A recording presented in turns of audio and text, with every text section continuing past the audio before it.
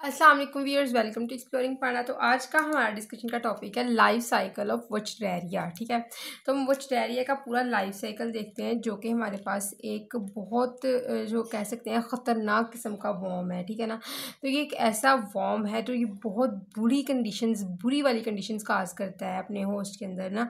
ठीक है ना, तो उसके अंदर बहुत बुरी बीमारियाँ काज कर देता है। ठीक है, तो अच्छा, इसके अलावा ना अगर हम बात करें ना इस वुचरेरिया को, इसको थ्रेड वॉर्म भी कहा जाता है, थ्रेड वॉर्म, और उसके अलावा इसको फ्लेरियल वॉर्म भी कहा जाता है। ठीक है, तो ये कंडीशन काज करता है जिसको आप कहते हो एलिफेंटियासिस। ठीक है, तो एलिफेंटियासिस कंडीशन में क्या होता है कि बॉडी जो होती है ना, ये बॉडी के जो ऑर्गन्स होते हैं वो सूज के एलिफेंट के ऑर्गन के बराबर हो जाते हैं। जिस तरह के एक इंसान की टांग है उसमें ये वॉर्म है। ठीक है, तो उस टांग ने इतना सूज के इतनी बड़ी हो जानी जिस तरह की एक हाथी की टांग होती है। That's why this condition is called as the elephantiasis. ठीक है, कि एलिफेंट के साथ रिजेंबल होने लग जाते हैं। ठीक है ना, तो बॉडी ऑर्गन्स इतने लार्ज और थिक हो जाते हैं, हार्ड हो जाते हैं, थिक होते हैं, जिस तरह एलिफेंट की स्किन थिक होती है ना, उस तरह की। ठीक है, और उसी की स्किन की तरह हार्ड हो जाते हैं, थिक हो जाते हैं और बड़े हो जाते हैं बॉडी के ऑर्गन्स या फिर डिफरेंट बॉडी के अपेंडेजेस, हाथ पाँव वगैरह ना, टांगे वगैरह। ठीक है, तो अगर हम बात करें ना इसकी वुचरेरिया की, तो बेसिकली इसमें जो है वो दो स्पीशीज़ हैं जो देखने को मिलती हैं। ठीक है, एक है वुचरेरिया बैंक्रोफ्टाई और एक है वुचरेरिया मलाई। ठीक है, तो अगर हम इसके लाइफ साइकिल की बात करें तो लाइफ साइकिल में दो इसके होस्ट हैं, एक ह्यूमन है और एक मॉस्किटो है। ठीक है, यहाँ से हम स्टार्ट करते हैं। देखो, ये अडल्ट वॉर्म था। ठीक है, किसके पास था? ये मॉस्किटो के पास था। मॉस्किटो ने इस आदमी की स्किन, ये स्किन बनाई हुई है मैंने येलो कलर वाली स्किन को किया जो है इंजेक्ट, और वहाँ से खून चूसा और इन रिटर्न इसने ये वॉर्म स्किन में छोड़ दिया। तो जब भी क्या हुआ, ये मॉस्किटो ने इंटर करवा दिया इसको कहाँ पे? ह्यूमन के अंदर। ठीक है, इसने इन्फेक्टिव थर्ड लार्वल स्टेज है ये वॉर्म की कौन सी स्टेज है? L3 थर्ड लार्वल स्टेज है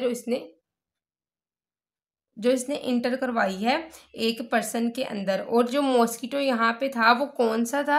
क्यूलेक्स, फीमेल क्यूलेक्स ने बाइट करवा के एक पर्सन को उसके अंदर ये L3 लार्वा जो है वो इंजेक्ट करवाया था। अब लार्वा ने क्या करना है? इसने लिम्फेटिक सिस्टम में माइग्रेट कर जाना है। Lymphatic system specially legs, arm, breast, कहाँ कहाँ माइग्रेट करेगा लिम्फेटिक सिस्टम में? स्पेशली कौन कौन से रीजन के?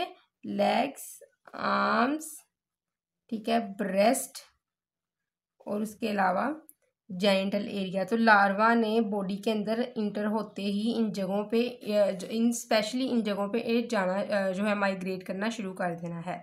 ठीक है, तो ये क्या करते हैं? सीवरल मंथ्स में ना ये जो लार्वा है कुछ महीनों में ये अडल्ट के अंदर जो है वो ग्रो कर जाता है, डेवलप कर जाता है अडल्ट वॉर्म के अंदर। पहले लार्वा इंजेक्ट किया मॉस्किटो क्यूलेक्स ने, ये जो है लिम्फेटिक सिस्टम में गया, स्पेशली लेग्स, आर्म्स, ब्रेस्ट और जेनिटल एरिया के।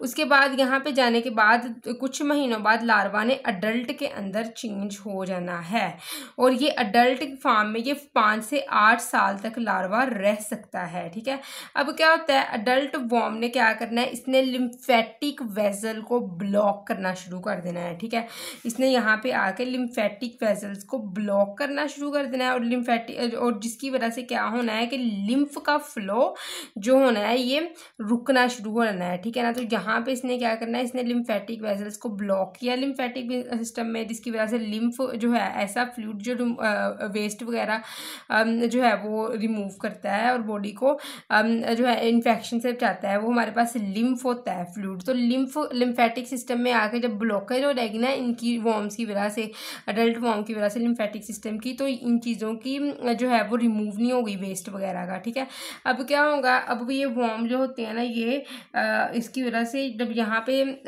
जो है वो उसने रोक देना है फ्लो ऑफ द लिम्फ का, तो जिसकी वजह से स्वेलिंग होनी शुरू हो जानी है, ठीक है, टिश्यूज थिक होना शुरू हो जाने और कंडीशन आ जाती है जिसको आप कहते हो एलिफेंटियोसिस, मतलब कि जो इंसान है उसकी टांगे, बाजू, ब्रेस्ट या फिर जेंटल एरिया सूज जाते हैं, स्किन इतनी थिक हो जाती है जिस तरह के हाथी की स्किन होती है उसके बराबर चले जाती हैं, ठीक है, ठीक है। तो अगर हम इसकी लाइफ साइकिल को अब यहाँ पे देखते हैं, लाइफ साइकिल मैंने यहाँ पे कंडीशन ये बता दी थी, अब मैं प्रॉपर इसका लाइफ साइकिल बताती हूँ। तो लिम्फेटिक सिस्टम के अंदर ये अडल्ट थे, ठीक है। अब क्या होगा, इन अडल्ट ने आपस में क्या किया, मेटिंग की, मेल और फीमेल ने मेट किया। मेटिंग के बाद जो फीमेल ने इसने थाउजेंड्स ऑफ ना लार्वा प्रोड्यूस किए, इसका मतलब कि फीमेल ने एग नहीं प्रोड्यूस किए, ठीक है ना, इसने फर्टिलाइज्ड एग नहीं प्रोड्यूस किया, इसने जो है वो यंग वन प्रोड्यूस किए जो कि इसके लार्वा थे। इसका मतलब इसकी जो फीमेल है वो विविपेरस फीमेल है, ठीक है। अब क्या होता है, इन लार्वा को जो ये फीमेल प्रोड्यूस करती है वो माइक्रोफिलेरिया कहते हैं। माइक्रोफिलेरिया लार्वा ने क्या करना है, इसने लिम्फ के अंदर जाना है और फिर ब्लड वेसल्स में चले जाना है। Microfilaria larva transfer to lymph, और लिम्फ से कहाँ जाएगी, ब्लड वेसल्स में, ठीक है, लिम्फ में जाएगी, लिम्फ से जाएगा ये ब्लड वेसल्स में। अच्छा, अब क्या होता है, ब्लड वेसल्स में जाने के बाद ये माइक्रोफिलेरिया लार्वा है ये वाला, ठीक है ना, ये माइक्रोफिलेरिया लार्वा मैंने ट्रैक किया हुआ है, ये जो है ये इसके ब्लड वेसल्स और लिम्फ की तरफ। एक और मॉस्किटो आया, मॉस्किटो ने क्या किया, उस पर्सन को बाइट किया, ठीक है, वहाँ से ब्लड लिया उसको जो और माइक्रोफिलेरिया लार्वा को इंजेस्ट कर लिया, निकल लिया। अब क्या होगा, माइक्रोफिलेरिया लार्वा जो है वो पेनिट्रेट कर गया मॉस्किटो के मिड गट में। अब ये मॉस्किटो में स्टार्ट होने, क्योंकि इसने माइक्रोफिलेरिया लार्वा खा लिया है। अब नेक्स्ट जो है वो प्रोसेस के मॉस्किटो का है, ठीक है, मैंने दरमियान में से लाइन भी लगाई हुई थी कि मॉस्किटो के मिड गट के अंदर जाएगा लार्वा, मिड गट से फिर ये जाएगा थोरेसिक मसल्स के अंदर। दो तरह की मोल्टिंग होंगी इस थोरेसिक मसल्स में। अब फर्स्ट स्टेज लार्वा जो होगा ना वो छोटा होगा साइज में और उसको हम L1 लार्वा कहते हैं, ठीक है, ये फर्स्ट स्टेज लार्वा, ये मॉस्किटो की थोरेसिक मसल्स में जाके मोल्टिंग हुई है और फर्स्ट स्टेज लार्वा प्रोड्यूस हुआ है इस माइक्रोफिलेरिया से, ठीक है, जिसको आपने L1 लार्वा का नाम देते हो, ये L1 लार्वा है। उसके बाद जो है सेकेंड स्टेज लार्वा बनता है जो कि फर्स्ट स्टेज लार्वा की शेडिंग से, जो मोल्टिंग से होता है, वो होता है L3 लार्वा। अब L3 लार्वा ने क्या करना है, इसने मॉस्किटो के हेड में जाना है, फिर उसकी जो सूंड सी है, उसकी जो वो नुकीली जिसके ज़रिए वो इंजेक्ट करता है ना, अब जो है इंजेक्ट करता है किसी स्किन को, रप्चर करता है, वो जो सूंड सी होती है उसकी, ठीक है ना, प्रोबोसिस जिसको कहते हैं। तो इसने पहले हेड में जाना है, हेड से फिर इसने प्रोबोसिस में जाना है। प्रोबोसिस मतलब कि वो जगह जिससे वो इंजेक्ट करता है किसी टिश्यूज़ को। अब जैसे ही क्योंकि उस जगह पे मौजूद है, प्रोबोसिस की मदद से उसने जब भी किसी जो है हेल्दी पर्सन का ब्लड सक करना है तो उसने उस वहाँ से खून लेना है और L3 लार्वा वहाँ पे इंजेक्ट कर देना है उसकी ब्लड स्ट्रीम में। अब अगेन वो जो होता है वो लिम्फेटिक सिस्टम में जाता है, लिम्फेटिक सिस्टम के बाद वहाँ पे अडल्ट बनता है, अडल्ट करके मेटिंग करता है, मेटिंग करके माइक्रोफिलेरिया लार्वा बनाता है और अगेन वो साइकिल कंटिन्यू हो जाता है, ठीक है ना। तो यहाँ से ये साइकिल स्टार्ट होता है, ठीक है, और फिर यहाँ पे ही ये आके ख़त्म हो जाता है। क्लियर, लगी समझ इसकी भी।